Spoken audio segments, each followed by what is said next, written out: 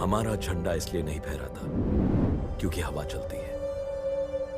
यह हर उस जवान की आखिरी सांस से फहराता है जो उसकी रक्षा में अपने प्राण न्योछावर कर देता है।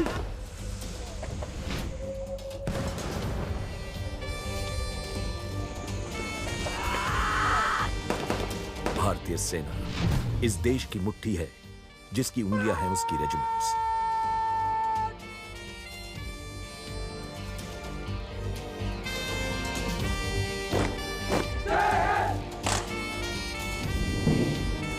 हर एक रेजिमेंट सेना परिवार का एक सदस्य है और उनकी जीवनी भी।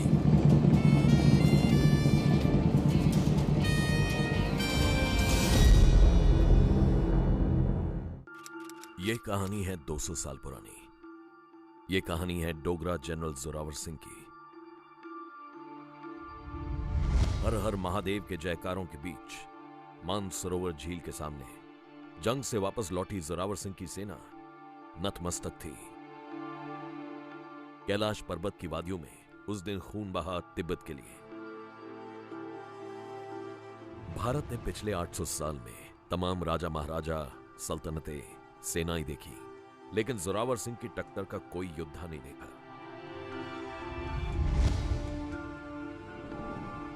तिब्बत, स्कार्डू, लद्दाख, बाल्टिस्तान, वो कहां कहां नहीं पहुंचे। और आज अगर लद्दाख हिंदुस्तान का हिस्सा है तो भारत के नक्शे में उसकी जगह बनाई जोरावर सिंह ने। और जहां डोगरा जनरल जोरावर सिंह का लद्दाख से जुड़ा नाता, वहीं अब लद्दाख जुड़ा है भारतीय सेना की एक खास रेजिमेंट से जिसने सुरक्षित रखा लद्दाख को भारत की सीमा में।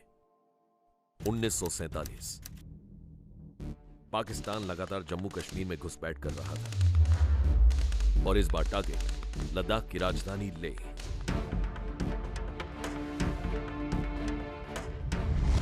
लेह तक पहुंचने का कोई पक्का रास्ता नहीं था। पाकिस्तान उस पर कब्जा करने का मौका तलाश रहा था और लेह को किसी तरह महफूज रखना था।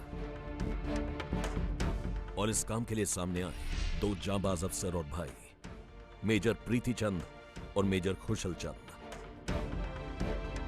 उन्होंने खुद लेह तक जाने का फैसला लिया और अपने 40 साथियों के साथ एक ऐसा कारनामा कर दिखाया जिसकी कल्पना भी नहीं की जा सकती थी। ठीक जोरावर सिंह की तरह सर्द पहाड़ों में खुद अपना रास्ता बनाते हुए 500 किलोमीटर पैदल चल वो लेह पहुंचे।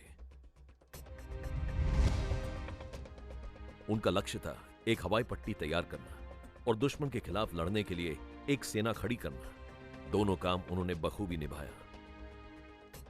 28 मई 1948 को दुनिया की सबसे ऊंची हवाई पट्टी बनकर तैयार हुई और उस पर उतरा रॉयल इंडियन एयरफोर्स का विमान, जिसमें खुद मौजूद थे भारतीय सेना के तत्कालीन commander major general K S. Thimayya. फिर यह हवाई पट्टी जरिया बनी जंग में इस्तेमाल किए जाने वाले साजो सामान के इन ऊंचाइयों तक पहुंचने का। इस असंभव मिशन को अंजाम देने के लिए दोनों भाइयों को महावीर चक्र से नवाजा गया।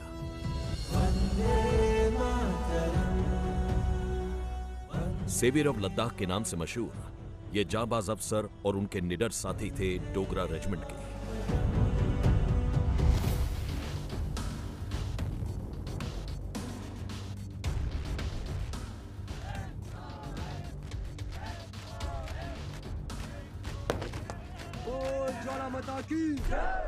डोगरा रेजिमेंट का गठन भले ही 19वीं सदी की शुरुआत में हुआ, लेकिन इनकी बहादुरी के चर्चे बेहद पुराने हैं। डोगरा जो है एक शब्द जो जिसका उत्पत्ति दो उसके उत्पत्ति के सूत्र बताए जाते हैं। एक तो है कहते हैं दुर्गरा, मतलब दुर्गा माता के उससे जो भक्त थे वो डोगरा हो गए। दूसरा जो सूत्र ज़्यादा रेलेवेंट है और जो ज़्यादा सही माना जाता है वो ये है कि जो पहाड़ों के ऊपर एक पर्टिकुलर एरिया होते थे जिनको बोलते थे डुग्गर, जहाँ पे दो एक छोटी छोटी उनके वो रहने की जगह बनती थी, उसको डुग्गर बोलते थे, तो उससे ये नाम निकला। डोगरा का ये पहाड़ी देश आज बसा हुआ है पीर पंजाल से लाहौल स्पीति तक। इन बेहद खूबसूरत लेकिन सर्द वादियों में कहते हैं प्राचीन काल में कभी पांडव अपने शस्त्र गुरु परशुराम से युद्ध विद्या का ज्ञान लेते थे। डोगरा की जो खासियत है वो है, उसको एक हमें फ्रेज से अभी नया फ्रेज बना है, उसको बोलते हैं जेंटलमैन वॉरियर। काम, क्वाइट, डिग्निफाइड, जिनमें जब लड़ाई होगी तो फिर इनसे बढ़िया कोई नहीं है।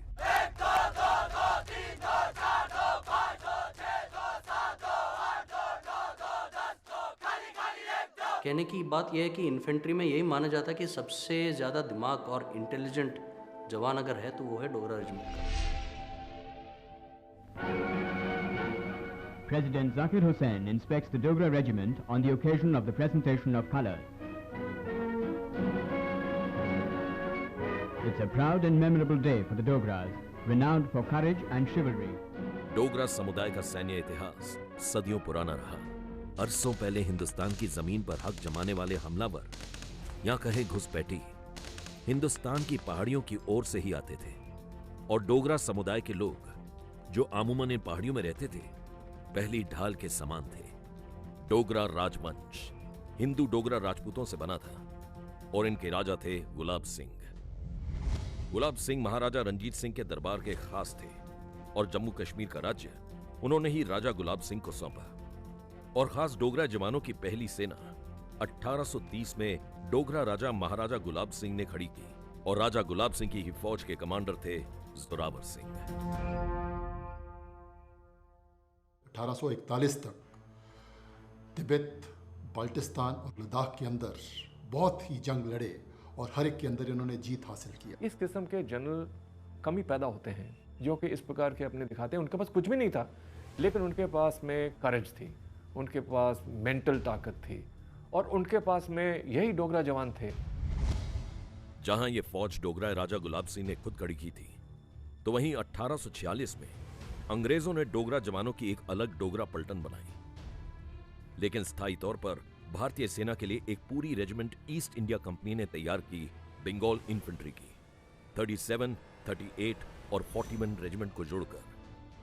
दूसरे महायुद्ध से पहले, आज़ादी से पहले, हमारी डोगरा रेजिमेंट की पलटने एंग्लो अफगान वॉर, पहले महायुद्ध वर्ल्ड वॉर युद्ध, द्वितीय वर्ल्ड वॉर के युद्ध के अंदर बहुत अच्छा प्रदर्शन किया और इसके लिए उनको चंद एक थिएटर ऑनर्स और बैटल ऑनर्स के साथ सम्मानित किया गया।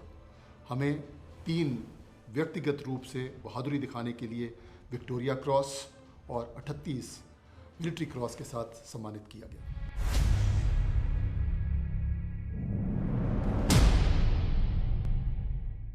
जब चाहो ऑन हो जाओ, एपिक ऑन चलाओ। Available across all devices.